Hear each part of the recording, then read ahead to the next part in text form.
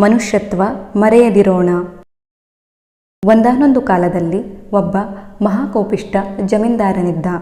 ತನಗೆ ಯಾರಾದರೂ ಎದುರಾಡಿದರೆ, ತಪ್ಪು ಮಾಡಿದರೆ ಅವರನ್ನು ತನ್ನ ಮನೆಯ ನಾಯಿಗಳಿಗೆ ಆಹಾರವಾಗಿ ಕೊಟ್ಟು ಸಾಯಿಸಿಬಿಡುವುದು ಅವನ ವಿಲಕ್ಷಣ ಪರಿಪಾಠವಾಗಿತ್ತು.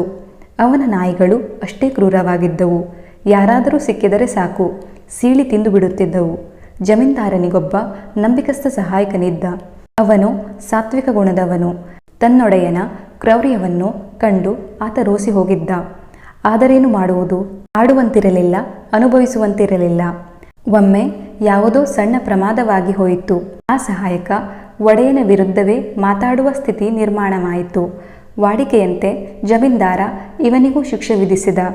ನಾಯಿಗಳನ್ನು ಕರೆತರುವಂತೆ ಆಳುಗಳಿಗೆ ತಿಳಿಸಿದ. ಆಗ ಸಹಾಯಕ, ಸ್ವಾಮಿ, ನಾನೀಗ ನಿಮ್ಮ ನಾಯಿಗಳಿಗೆ ಆಹಾರವಾಗುತ್ತೇನೆ ಎಂಬುದು ಗೊತ್ತು. ಆದರೆ ನನ್ನದೊಂದು ಪುಟ್ಟ ಕೋರಿಕೆ ಇದೆ ಎಂದ. ಏನದು? ಬೇಗ ಹೇಳು ಎಂದು ಜಮೀನ್ದಾರ ದರ್ಪ ತೋರಿದ.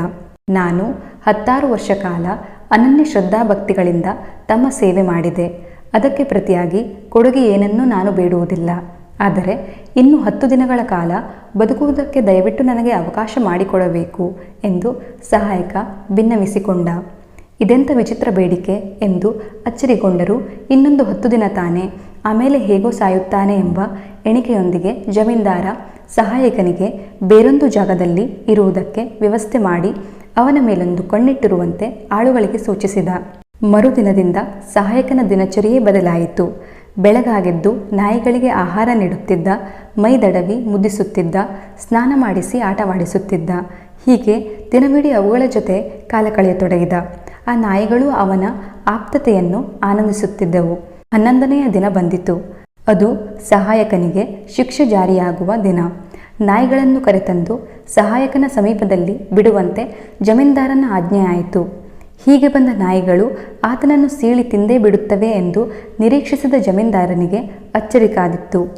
ಸಹಾಯಕನನ್ನು ಸುತ್ತುವರಿದ ನಾಯಿಗಳು ಪ್ರೀತಿಯಿಂದ ಅವನ ಕಾಲನ್ನು ನೆಕ್ಕಲು ಶುರು ಮಾಡಿದವು.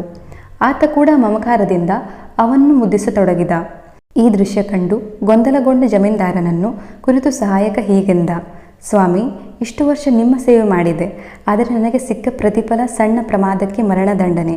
ಆದರೆ ಈ ನಾಯಿಗಳನ್ನು ನಾನು ಪ್ರೀತಿಸಿ ಆರೈಕೆ ಮಾಡಿದ್ದು, ಅನ್ನವಿಟ್ಟಿದ್ದು 10 ದಿನ.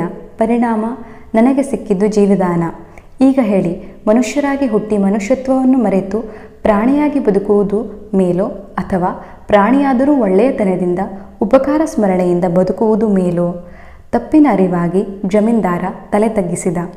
ಸಹಾಯಕನಲ್ಲಿ ಕ್ಷಮೆ ಕೋರಿದ. ಈ ವಿಡಿಯೋ ನಿಮಗೆ ಇಷ್ಟವಾದಲ್ಲಿ ವಿಡಿಯೋಗೆ ಲೈಕ್, ಶೇರ್ ಹಾಗೂ ಸಬ್ಸ್ಕ್ರೈಬ್ ಮಾಡಿ. ಧನ್ಯವಾದಗಳು.